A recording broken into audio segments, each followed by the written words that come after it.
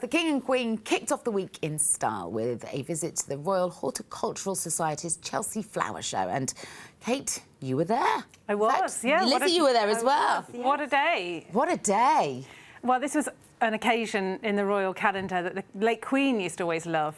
And even just a few months before she died, she was there, wasn't she, in the buggy? Yes. She had mobility issues by that point, and she was going around in a buggy. And the King loves it as well. We know him to be very green-fingered, of course. But there was a rather special guest, David Beckham, who was there shortly after celebrating his 50th birthday. And there was an interesting exchange between the King and David, because it appeared as if the King had sent him a birthday present. He was heard saying, "You got it, didn't you?" And David said, "Yes, incredible, very kind." And later the Queen said, "Oh, you got the roses." Now, in that picture, you can see he's wearing a rather fancy striped pink and white rose in his buttonhole. And that's the King's rose, a newly created rose in Charles's honour by David Austin Flowers, and they'd obviously sent him some roses in advance. So the friendship is real. He's an ambassador for the King's Trust, the King's Foundation, sorry. He is, isn't he? And they spent time, I mean, they're not neighbours, that's a stretch, but they have estates in the same county. Yeah, and there is a kind of a genuine warmth between the men, and we know that David for a long time has harboured off has wanted a knighthood, so maybe he's a step closer to getting it, because this is the latest in a series of royal engagements. You'll remember that he was a guest at Buckingham Palace in December for the Qatari state banquet, along with Victoria Beckham.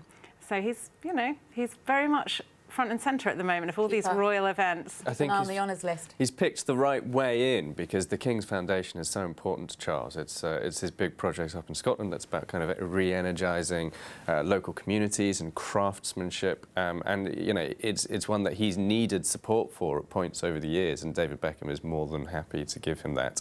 Very dapperly dressed, of course. You can't quite see his peak lapels, but he's wearing a fantastic double-breasted jacket there, David.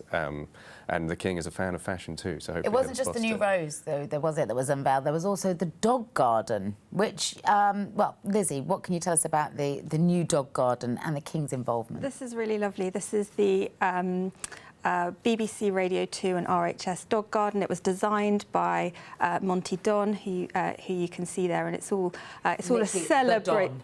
The Don of gardening, all about celebrating our four-legged friends. And what's really lovely is there's a path that runs through this garden, and inscribed on the different bricks are the names of different dogs, including dogs that are close to the King and Queen. The King's dog Snuff was on there.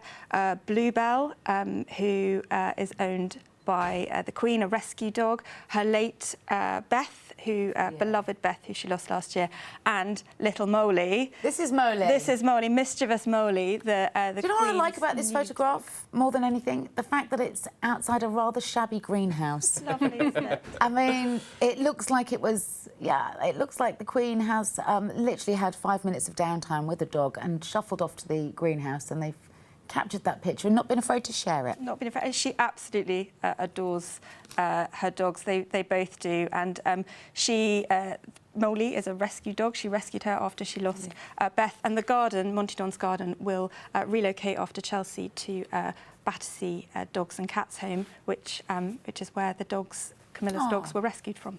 Brick by brick. Brick by plant by plant. That wasn't the only garden that was on display that had connections to the royal household. Seeding Success at the King's Trust. Tell me about that, because I love this idea. So this is the idea, basically. The King's Trust obviously helps young people find their way in the world and get into work.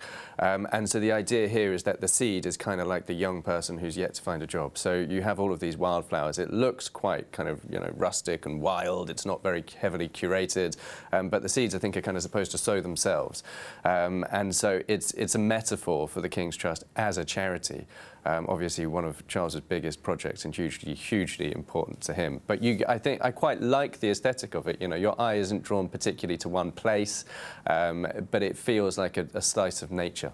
Yeah, and also these are plants that are designed to grow in hostile environments. And again, we go back There's to that a climate metaphor. message, isn't there, as well? Yeah. Well, and also about young people and their resilience and their ability to emerge from sometimes difficult and hostile backgrounds to blossom and bloom. Yeah, it's all that's sort of drawing parallels between the plants that are growing in that environment and young people that have overcome adversity, and that's so much about what the King's Trust is about, helping those young people. It's helped over 1 million young people since the King founded it in 1975. So I thought it was a really, really lovely idea, actually, poignant. Yeah, and the King's new rose, I mean, you touched upon it briefly there. This is from David Austin, the King of Roses, no pun intended.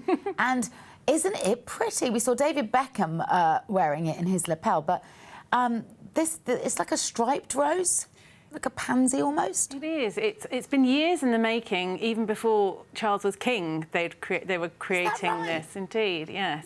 And it's I'm told a repeat flowering rose. I'm not very green-fingered myself. But you can see there, it's rather delicate, kind of striped pink and white.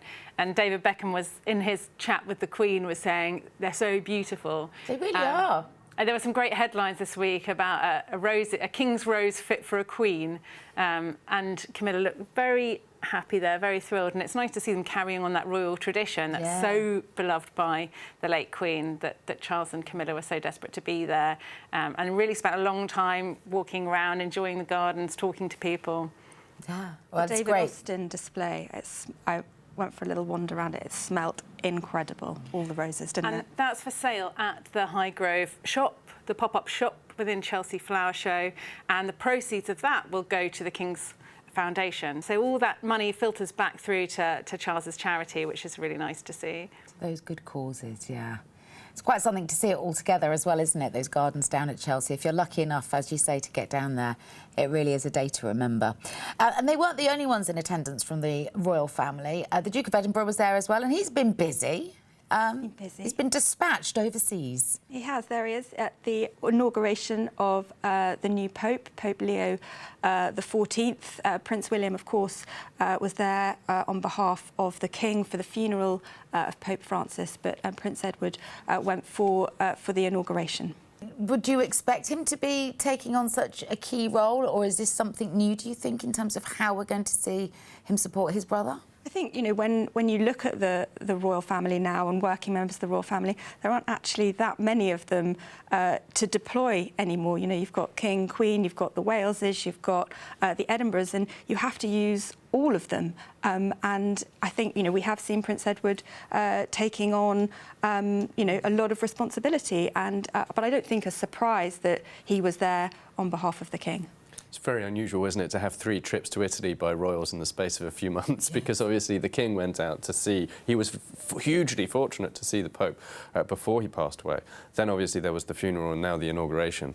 I mean, I think in a perfect world you might have had, you know, William or Charles at an event like this, but it's, you know, there's not a history of sending a really high-profile royal to inaugurations.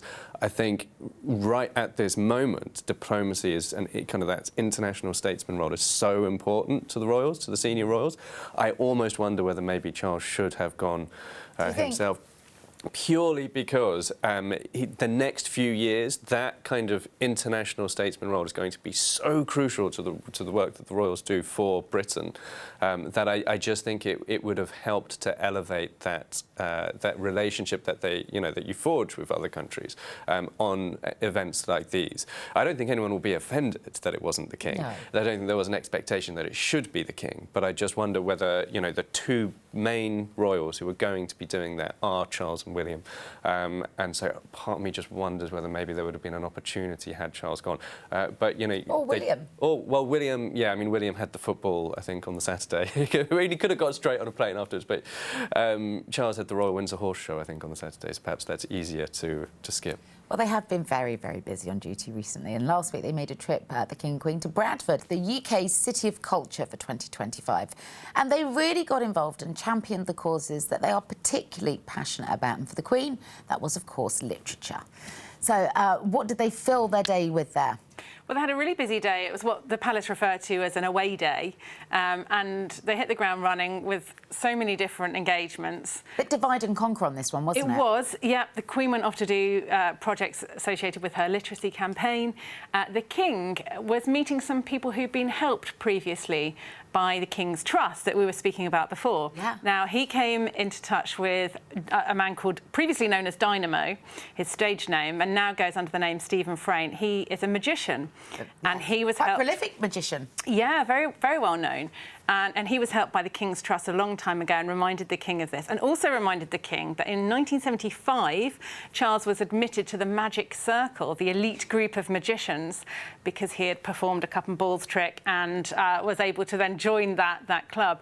But there's a brilliant moment in which Stephen Frayne, formerly Dynamo, produced a card trick, and it was a card trick for a digital age. So he made the King of Hearts card disappear, only to reappear on everybody's mobile phones under the name of the Wi-Fi network. So if you pulled out your mobile phone looking for local Wi-Fi networks, every one of them said King of Hearts, and the whole room was just so shocked by this.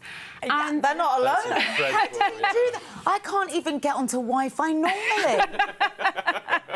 The King was sort of bamboozled. Now, we know the King doesn't have a mobile phone, but he does have an iPad, I'm told. So perhaps he does have some inkling as to how to find those Wi-Fi networks. I'm not sure. But certainly he was very impressed, Stephen said. I'm impressed. Stephen said, you know, you should come on my TV show. Because, you know, we go way back, he said. You know, you're the person who helped me. And the King rather graciously said, no, I think it's your hard work. You studied hard, you worked hard. It's your determination that got you here. So it was a really nice moment. And just tying in that, you know, that reminder that will be the King's legacy. Yeah. You know, we know it as the Prince's Trust. Now it's known as the King's Trust, of course. But they are the moments that I think you can tell the King is thrilled. He can see a tangible effect of all that hard work that he did for decades and decades. Yeah, and it's coming off, and it's nice to see, and it's nice to see him looking so well, you know, as his cancer treatment continues. Good spirit. Absolutely. Mind you, I'd be thrilled if I could get onto the Wi-Fi that easily as well. He also turns newspaper into money, so I'd be quite thrilled to be able to do that as well. Yeah, he got some old cuttings, didn't he, and turned it into banknotes and showed it to Charles. So I'm sure you can verify that this is legal tender. And he sort of looked at it, well, I don't know. Yeah, when was the last time I saw it to see legal? When was the last time a newspaper made money, eh? Yeah, well, there you go. Yeah, turning royals into legal tender. All digital nowadays. Exactly. So a very successful trip, all in all. Yes, I think it was. I think it was very successful. And they like those moments. You know, they now used to call them walkabouts. Now they call them opportunities to meet the public. And there they were, shaking hands, chatting away. Seemed to really enjoy it. Oh, good stuff. Well, wow, I'm impressed. Still can't get over the Wi-Fi.